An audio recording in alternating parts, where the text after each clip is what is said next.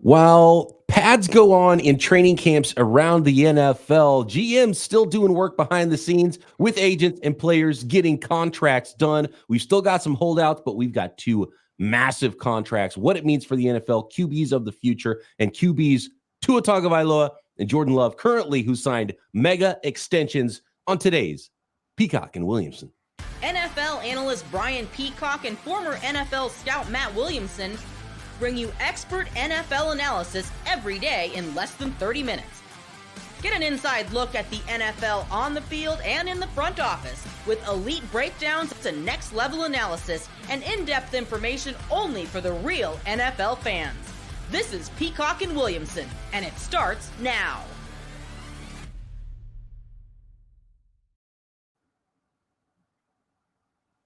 Welcome to the Peacock and Williamson NFL Show. Brian Peacock alongside Matt Williamson. Welcome back from vacation, by the way, Matt. At BD Peacock, at Williamson NFL. Thanks, everybody, for making us your first listen on the Locked On Podcast Network, your team every day. We appreciate all of our everydayers out there who are subscribed. Make sure you are on YouTube or wherever you listen to this podcast. Today's episode of Peacock and Williamson brought to you by FanDuel. Make every moment more as playoffs wind down and sports stop sporting like we want them to. This summer, FanDuel is hooking up all customers with a booster bonus daily. That's right. There's something for everyone all summer long. All you got to do is visit FanDuel.com to get started.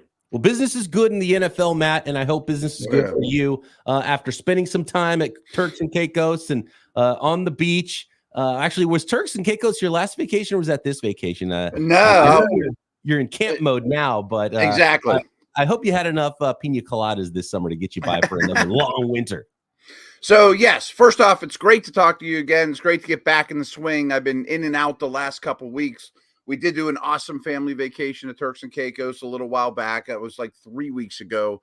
But this one is a family camp we go to. It's the same week every year with the same families that come back. And it just unfortunately coincides with the start of training camp. But the end of my vacation there, I went back and forth to Latrobe, to Steeler camp, to do shows. And then my family, came back here with all their camping equipment and all their stuff. And I just went straight to my dorm room. So all weekend I was in Steeler mode at Latrobe, watching practices, doing shows. Now I'm home for a day and I'll be there the next 6 after that. But more importantly, I'm psyched to talk to you every day now and get this thing rolling and get back on the season schedule, and stuff's happening in the NFL once again. It's funny. And as I mentioned in the open, pads are going on in a lot of camps. There's a couple camps where pads were already on. And so we've got a lot of stuff to talk about throughout the week with those training camps and what's happening with players and some unfortunate injuries. But the offseason is still not done either. And there's some players that still haven't got the contracts they're looking for. There's a couple players this week that have, though. And let's start there. Tua Tagovailoa and Jordan Love get huge contracts at the quarterback position from their respective teams. Miami handing out 4 years, $212 million contract to Tua. That's $53 million per. And then Jordan Love, who had the same agent, those contracts got hammered out finally the same day. A little weird holdout happening with Tua, by the way. And it was fun because I was able to talk to both the hosts of Locked On Dolphins and Locked On Packers back to back while you were gone. Yeah. And then, 24, 48 hours later, these contracts get done. And both the hosts knew the contracts were coming in a way that this is going to get done and it's going to be a lot of money. I just don't know exactly when it's going to happen. And then boom, it happened. And I think time ran out for these teams and the players. And, Tua showed up and then left camp. We've seen that around the NFL now a couple times with some weird hold-ins and holdouts. But they got it done. 4 years, $220 million for Jordan Love. That's $55 million per year, which is pretty much near or at the top of the market now. $55 million per for what players are paid in the NFL. Like that is, they bump their heads on the ceiling. So good on Jordan Love for getting those mega contracts, and they are mega contracts, man. They are mega contracts, and I'm sure that is frightening to some listeners, and I understand that. And frankly, I think there's a lot of volatility and room for error with both these contracts, considering where these quarterbacks are at in their career. That being said, you opened the show with the league is very healthy, and boy, is it ever healthy. Even with the the money that they have to send back to Netflix, I think it is. I mean, all that stuff, it's still a drop in the bucket for the revenue they're expecting. And contracts tell us that, and the value of these organizations is going up very, very rapidly. So I almost don't even care about what the dollars are or the way that the contract is structured as much as the fit with the team, the dedication to the player, all those sorts of things. And frankly, I feel a little bit better about Love than I do Tua, in terms of if I were the team investing in them. So, but before we talk, we talk more about Tua and Jordan. Yeah, I want to talk about both of them and those heavily. Players specifically. I just want to look real quick at where we're at now as far as quarterbacks and NFL players being paid in the top, 20. Let me see. So 10, 11, 12, 13, 14, 15, 16, 17, 18. The top 18 annual per year contracts are quarterbacks. Then you have Justin Jefferson at $35 million. Then you have Bosa at $34 million. So Derek Carr at $37.5. There's 18 guys, including Carr, that are making $37.5 million per year or more annually. Now, some of those quarterbacks might not see the end of their contract. Sure. Actually making annually is what they saw in the first few years and the guarantees of their contract, which is important as well. And it's around 50% of these total contracts that we're seeing, which is guaranteed. So for Jordan Love, there's about 45.8% of that contract guaranteed. For Tua, pretty close to the same, around 44% of the contract guaranteed. Obviously, Watson had the 100% guarantees on his contract. By the way, that 45, 46 mil per year, Deshaun Watson, that's 10th. How about that? Right. Year now. Like Murray, Hurts, Lamar, Herbert, all the contracts done since then. Goff, Tua, Jordan Love this offseason, Trevor Lawrence this offseason, and Joe Burrow, all above him on a per year basis now. The big key difference with that Watson contract is 100% of that's guarantees, where all the other top quarterbacks, it's upper 40s, low 50s in guarantees. Burrow still has the big contract, by the way, in the NFL. 53% of his $275 million contract, because he had another year on his deal. It was a 5-year deal, 55 per, just like Lawrence and Jordan Love got. So 55 is kind of the going rate for the top dollars per year right now with these contracts. And the other thing with these contracts is and this is something Peter talked about when I spoke with him on Friday, right before the Jordan Love deal was done. He said he guessed 55, so he absolutely nailed it. And he said the difference is with Jordan Love's $55 million per year, it's different than Joe Burrow's $55 million per year a couple of years ago, because the cap has gone up. So the percentage of the cap is big. So Burrow's is kind of still the biggest contract for, because it's $55 million per year, how long it is, a little bit more guarantees, and it was a bigger percentage of the cap at the time he signed it. Okay. And I think that's a great way of looking at it. Percentage of cap needs to be more relevant in these conversations than amount of dollars per year or even guarantees or length of contract. So you laid that out awesome. And I think you said there was 18 that are making Carr money 37.5 or more, right? Does that sound about right? About 18. So slightly more than half the league, 32 teams. So I think fans, our listeners, need to look at it like this. So there's probably, like, the Raiders don't count, but the majority of those other teams are first contract, Bryce Young, CJ Stroud, those type of dudes. The Steelers have a weird situation, but for the most part, they're going to be the first contract guys.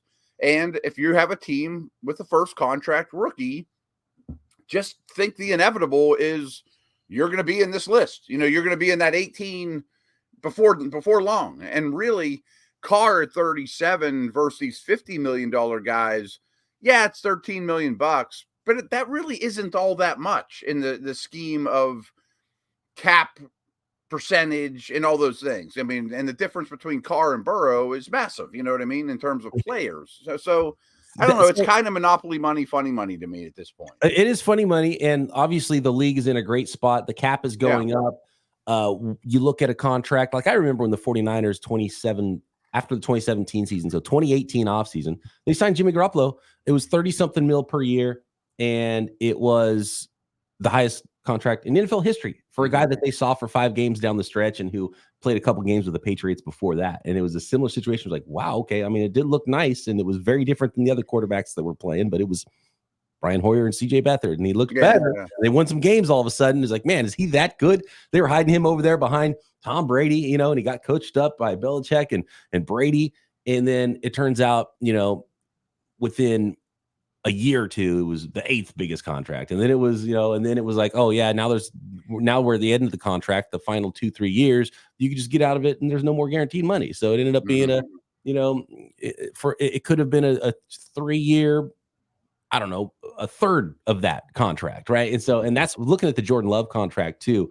And actually, hold on, let's pause on that because okay. Yeah. I have a question about that too. Business here. Let's pause on that because there's a lot more I want to talk about these contracts, where things might be going, which quarterbacks, Matt, might be next, and what those could look like, and how the big money contracts might change some things for some teams in the NFL, and maybe a proposal about how the cap could be structured going forward in the NFL because of how different the quarterback position is. We'll get to all of that next.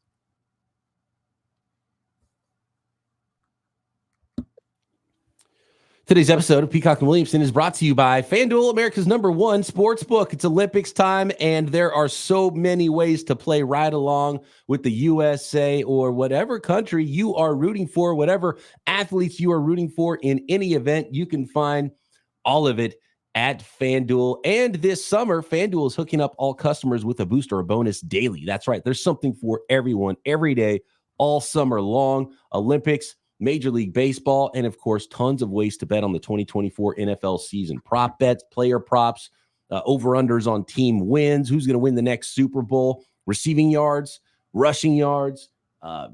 Just an unbelievable amount of prop bets and futures for the 2024 season at FanDuel. So play along with this NFL season at FanDuel. Head over to FanDuel.com and get started making the most out of your summer. FanDuel, official sports betting partner of Major League Baseball.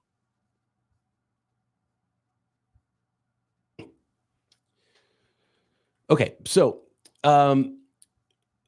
which direction do we want to go first here? I want to talk about the money in the contract with specifically. I've seen some of the details for the Jordan Love contract, and what's crazy about these contracts is, okay, if it's $55 million $55 million per year, and the first 2 years of the deal, so 25 and 26 is still relatively cheap. Like, it's not going to hurt the Packers, and the cap going up from where it currently is.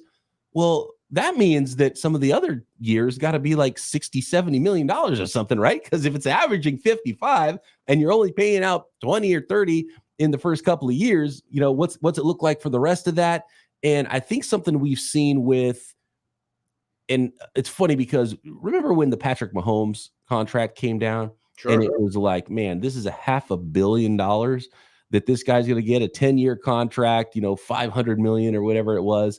It ended up being, $45-50 million per year contract. It looks like a sweetheart deal now because the guarantees were actually pretty low on it. But what ends up happening is every year the Chiefs turn a non-guaranteed year into guaranteed money and then push the guarantees back down the rest of the contract again and keep restructuring. And it ends up being the most team-friendly deal, and it never hurts their cap, even though they're going to end up paying them all of it and probably re-upping it by even more money at some point.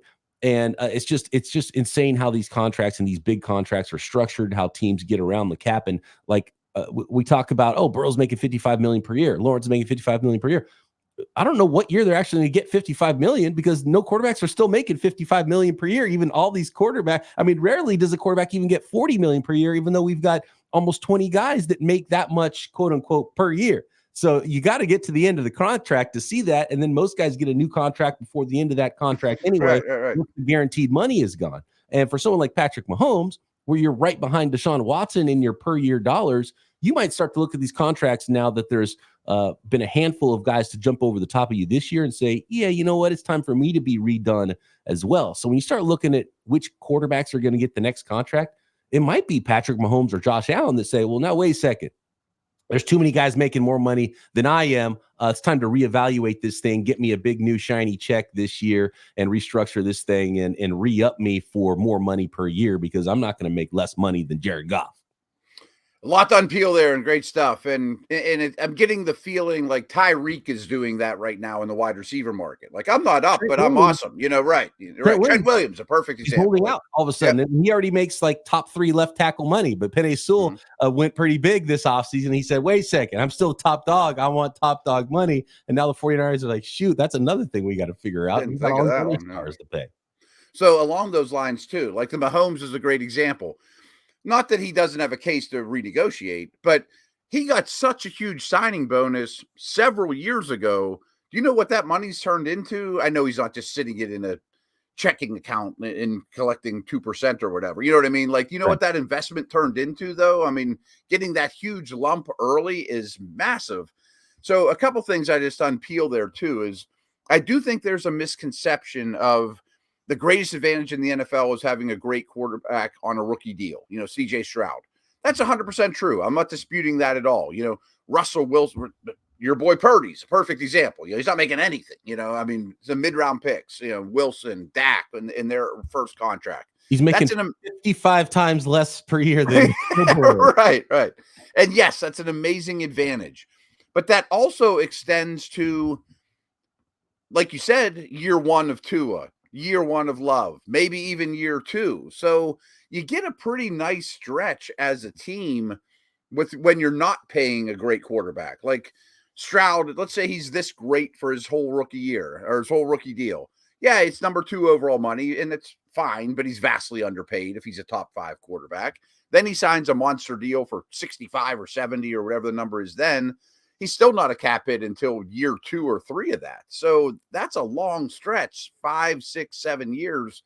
You go without your quarterback killing your cap. And what I don't know, I've been on a mountain and I haven't studied it, but we kind of briefly talked about this. Can the Packers and Dolphins get out of these deals 2 years down the road without massive ramifications or not?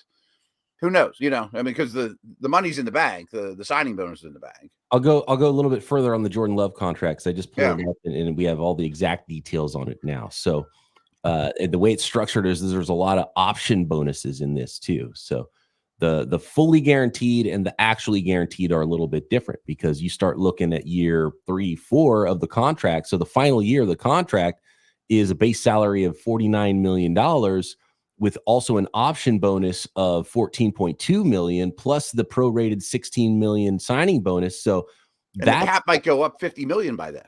Right. We're talking 2028 because he's got the actual first year of his 4-year contract doesn't start until 2025. Yeah, that's crazy. Right. So his cap number in that season is $74.2 million.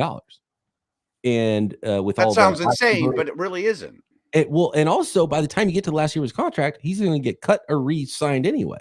So that year is going to not exist in the current structure that it's in. But it's actually really the first year that they're not going to take massive cap hit to get out of it. So through 2027, things would have to be pretty disastrous for them to take a almost $23 million, cap hit with tons of dead money in 2027 to get out of it in the first 3 years. So it would be a shock if they got out of that deal. It'd be a disaster if they had to get out of that deal before the 2028 season, basically the last year of it. Then there's 3 more void years on top of it. So there's dead money in the future on this too, which is not insignificant. It's a lot of dead money actually after the contract with 3 void years for Jordan Love. So the cap hits, even though it's quote unquote $55 million per year, the way this is structured for the team, the cap numbers, he's got a $20 million cap number this year. Then the first year of his new deal kicks in, although the signing bonus is already a part of it this year as well. So, it was a 4-year extension, but it's also folded into this. So it's kind of a 5-year total contract because this year's part of it. So the base salary is low, but then the signing bonus was paid already. So that's an extra year. So the signing bonus is spread through 5 seasons instead of a 4, even though it was a 4-year extension because the 4 years were added on. Sorry if the numbers are not. It gets a little confusing, sure. I see it, but you guys don't see it. You're just hearing me talk about it. So here are the cap numbers: $20 million this year, $29 million next year. Then in 2026, it's $36 million. Then it's $42 million in 2027. Then the final year of the deal, it's a $74 million cap number. Then there's $34 million of dead money in the void year following in 2029. So really $55 million per year, but he'll never see a $55 million year on the cap because of the way it's structured. But there's a lot of money pushed into the future as well. So I definitely want to talk about the fits on the football field with these teams and these two quarterbacks as well. But in the end, the player gets the money. I mean, it's a bigger hit in cash out of the owner's pocket than it is a hit to your salary cap that keeps going up faster than inflation anyway. You know what I mean? And the thing that you would hate, and this worries me more about Tua, is if he can only play 6, 7, 8 games a year because of nagging injuries or something like that. And it's not bad enough to cut him, but he's just unavailable. I mean, yes, their play could fall off, but if something like that would happen is when you really get stung. Next, which quarterbacks are the next to sign? So what is the ripple ramifications of these new quarterback contracts and the fits with Tua and Jordan Love with the Green Bay Packers and the Miami Dolphins, respectively?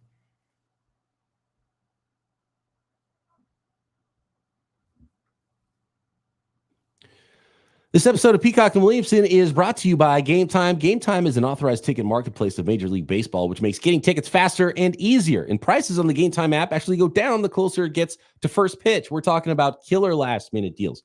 Up to 60% off buying last-minute tickets for sports, concerts, comedy, theater. Yes, of course, that includes those NFL tickets. So if there's a game you're looking at on the schedule, buy a ticket now. If you find out last minute that you can go to a game, maybe even get a deal and find some seats to one of those NFL football games. All-in prices, views from your seat, and their lowest price guarantee. Game Time takes all the guesswork out of buying NFL, Major League Baseball, concert, comedy tickets near you. I'd love it that you can look at the view from your seat, panoramic style on your phone. So you got the Game Time app out. You can look around and see exactly what it looks like. See, okay, that's what the fan next to me is going to look like over there. So the fan over there is going to look like. That's what the angle of the field is going to be. If I look over here, look over there, scoreboard's over there. You can see all of it on the Game Time app, and none of those stinking hidden fees. So take the guesswork out of buying tickets with Game Time. Download the Game Time app, create an account, and use code LOCKEDONNFL for $20 off your first ticket purchase. Terms apply. Again, create an account and redeem code LOCKEDONNFL for $20 off. Download Game Time today. Last minute tickets, lowest price, guaranteed.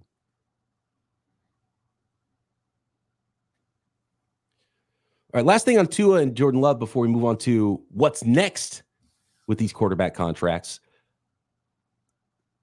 What's the fit? What's the long-term plan for these guys? Because with Jordan Love and the Packers, they've got a young, budding wide receiver group that's growing with Jordan Love. It's kind of the opposite in Miami.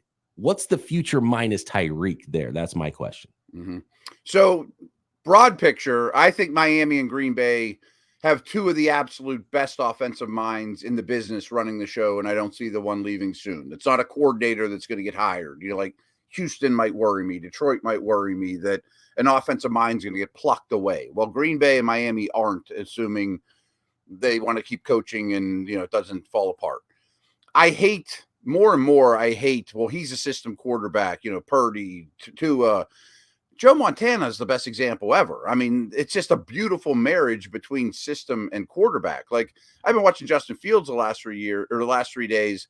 If you would ask him to operate the Miami offense, it would be a disaster because the ball does not come out quick. I mean, it's a beautiful marriage between Tua's anticipation, quickness, mind, and the scheme, so that's what that's why you pay coaches too. I mean, like, don't make quarterbacks play left-handed, so to speak. Well, he is left-handed. Didn't mean it that way.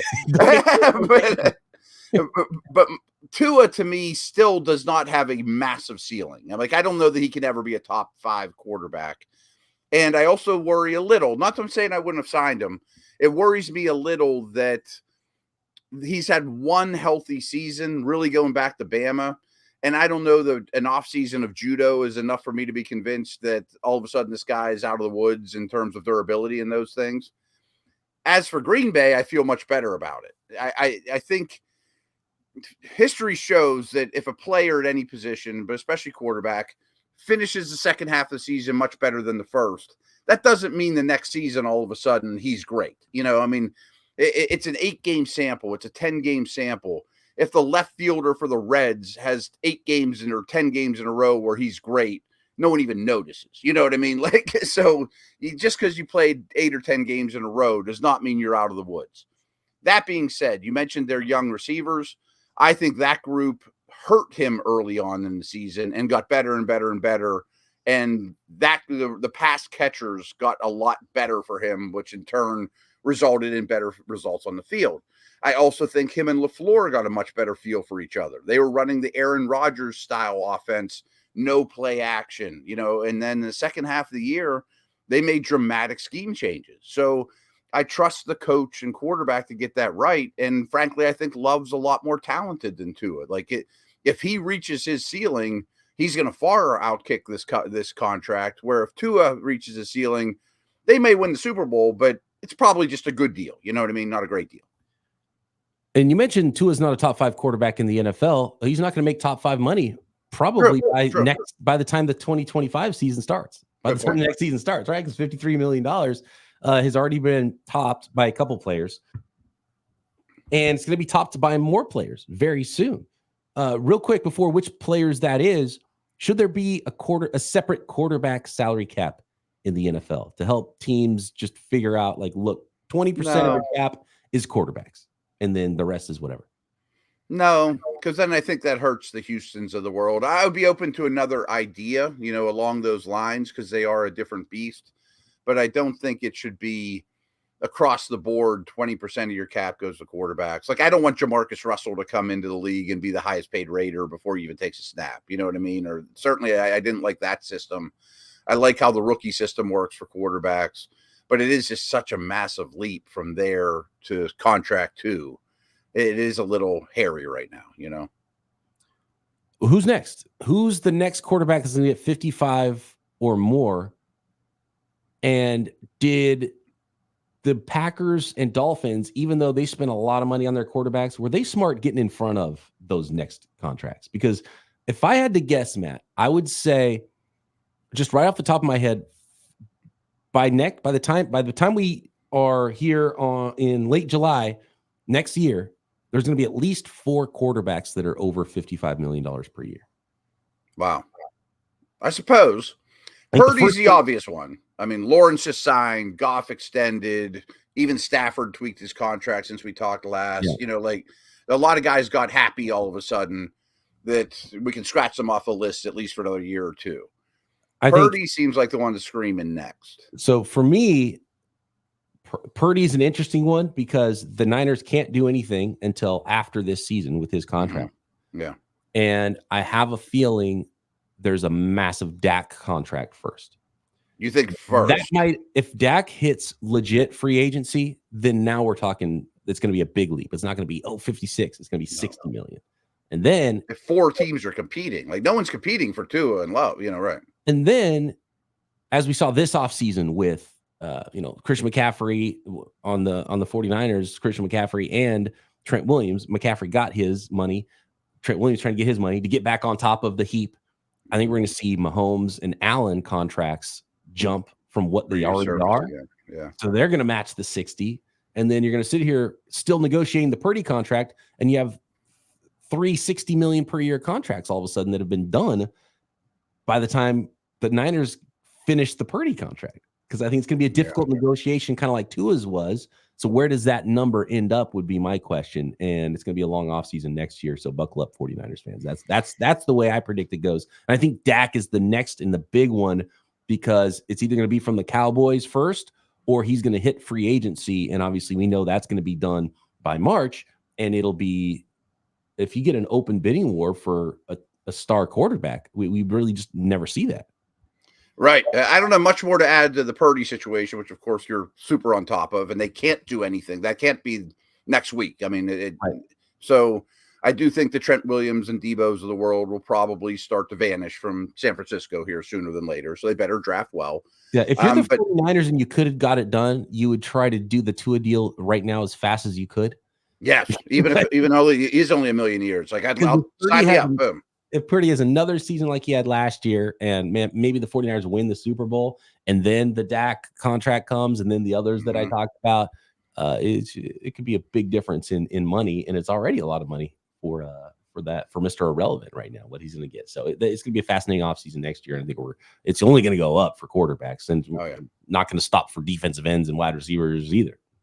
So last thing I want to just throw out there for the last minute or two here is the Dak thing too, because the Cowboys have to be kicking themselves, but part of me thinks that they're willing to explore other avenues. Like, we have not won playoff games with this guy. We're going to play Lamb. We're going to pay Parsons. I'm not certain by any means that he's a Cowboy in this time next year. And rarely do we see star quarterbacks, I'm going to call Kirk Cousins a star, actually hit the market. But we did last year. Dak's going to blow Cousins out of the water, even if he has just as bad of an injury. I mean, it's not even going to be close. Cousins is not on the same level as Dak, is older, and is coming off an Achilles. So can't even even if he gets hurt, it doesn't matter. Right. I mean, he was second in MVP voting last year. I mean, like, just think if the Giants, Steelers, Raiders, and David Tepper all want Dak Prescott. Right.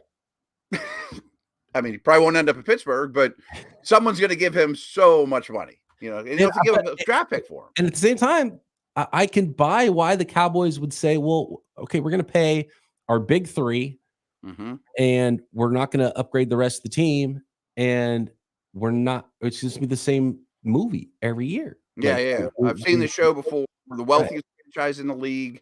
We can go 5-12 and make just as much money. And maybe they sign a Sam Darnold and draft a JJ McCarthy next year. You know what I mean? Mm-hmm. Yeah. Give it a shot. Fascinating team, the Cowboys. The Cowboys are kind of on the clock for me now and they still haven't done CeeDee Lamb, who's still holding out, by the way. So they got to figure that one out. Maybe the plan is, maybe wide receivers are making too much. Let's pay the quarterback.